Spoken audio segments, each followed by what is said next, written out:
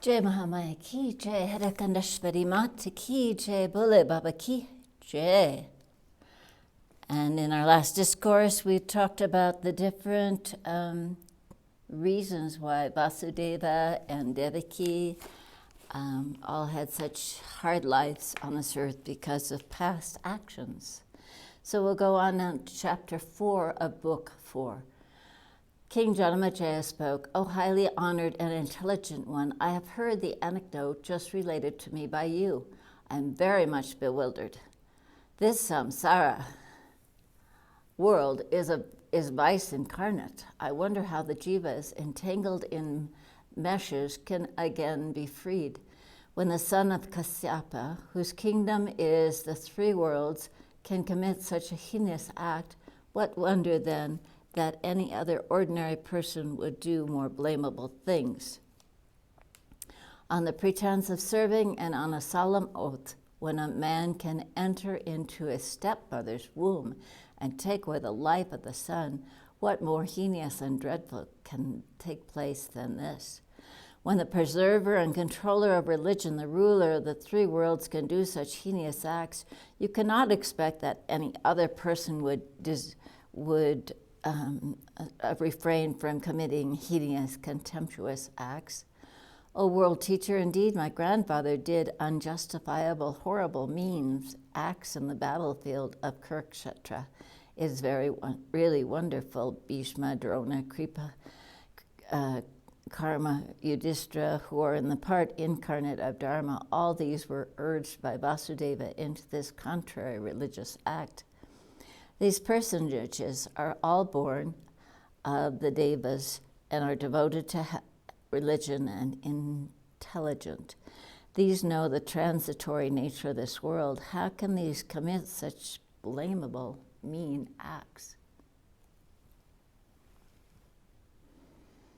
O glory of the Brahmins, what faith or regard can we have for religion when such high-souled persons commit such irreligious acts? Indeed, there is doubt whether religion exists at all or not, or best the Munis.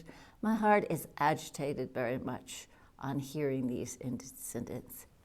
If it be said that the word of the seers is a sufficient guarantee for the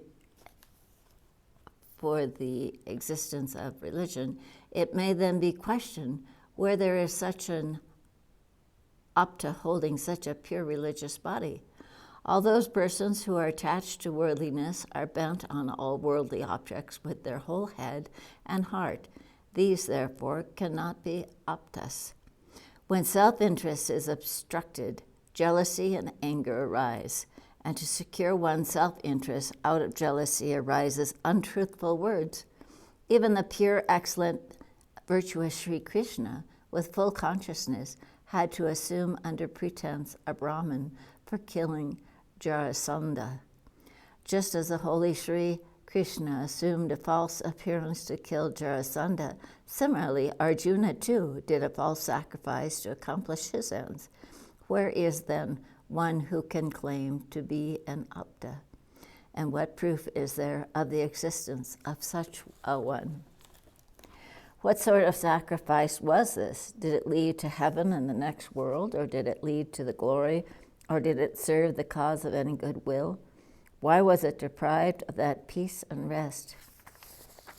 It was performed with a view to kill Sisupala and others.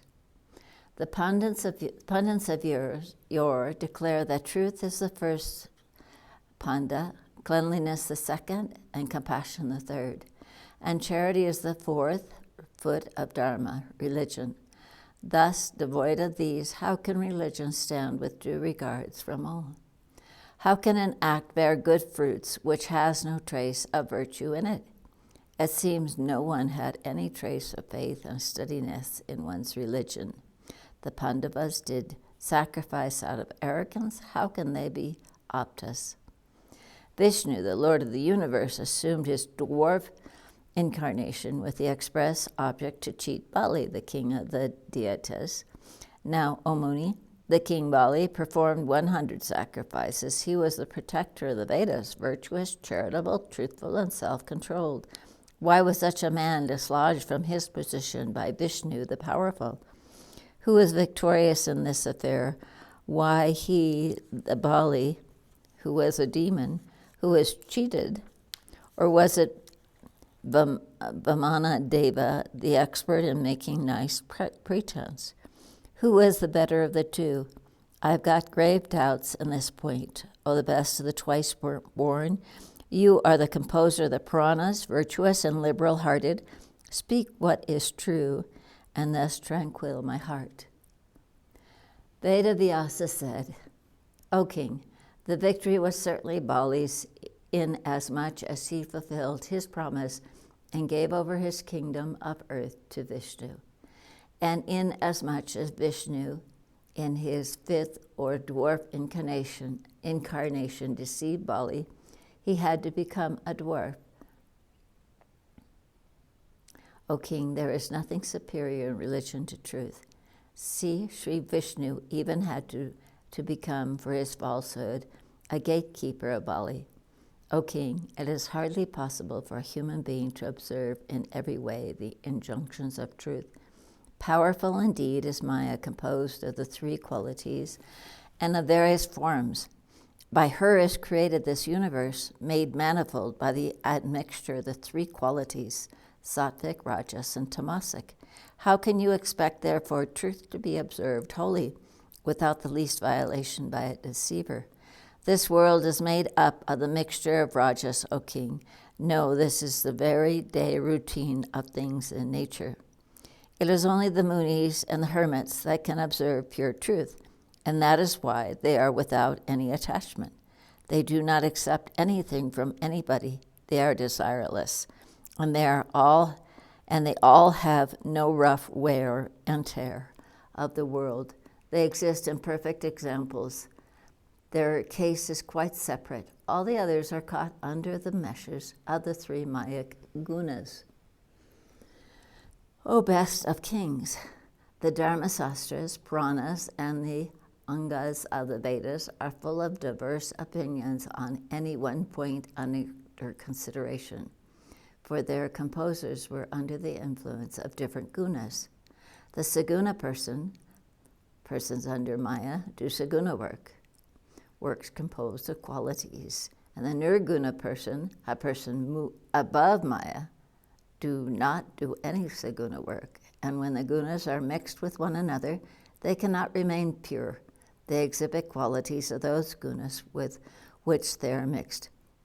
O king, one is influenced by Maya no sooner one takes one's birth in the world, so that nobody can remain steady in this pure, steady maxim of the truth, untainted by any falsehood or deceit.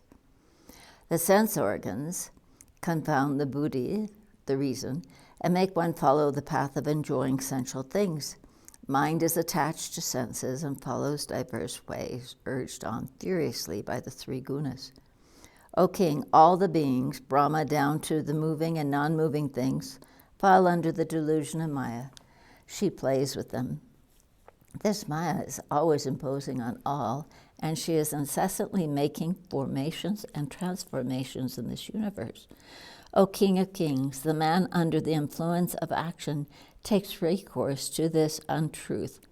Actions arise first from this untruth, from the very moment of his or her birth.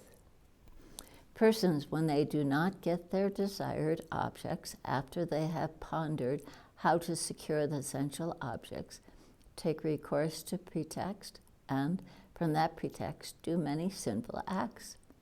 Lust, anger, and avarice, these three are very powerful enemies. The jivas under their influence cannot distinguish the right from the wrong. When wealth, might, and rank come to a person, he gets deep-rooted in ahamkara and becomes very egoistic. With ahamkara, delusion comes, and from delusion, insensibility and death ensue. Here men argue mentally many plans, and jealousy, intolerance, and enmity spring in the heart.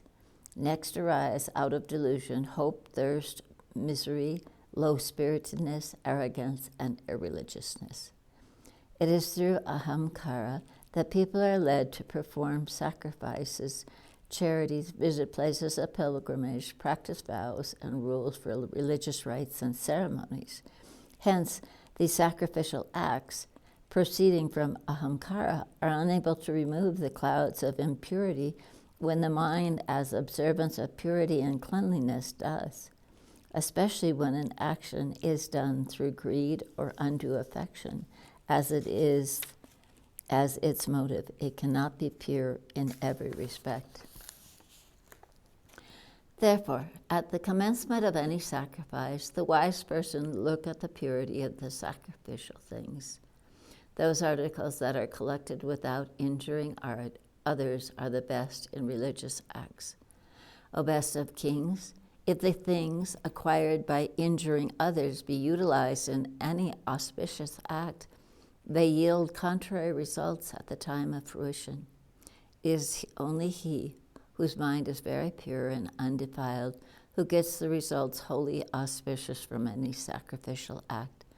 Minds defiled do not acquire their proper desired objects. When the preceptor and the priest ordained are sincere and pure, moreover, when the place, moment, act, sacrificial things, the mantras, and the sacrificer are all holy, then and there only the full results accrue in their entirety to the sacrificer. If the sacrifice be intended for the destruction of one's enemy and for a personal motive and one's gain, it converts auspicious results into those that are inauspicious and lead to ruin in the end. Selfish persons are unable to ascertain which actions are auspicious and which are not. They depend on the circumstances, what they call deva, and the people do act sinful instead of virtuous. The devas and demons all are created by Brahma, the Prajapati, the creator. They all are selfish, hence they are at war and war with each other. The devas are born from the sattvic guna, and the human beings are sprung from the rajas, and the birds are sprung from the tamasic.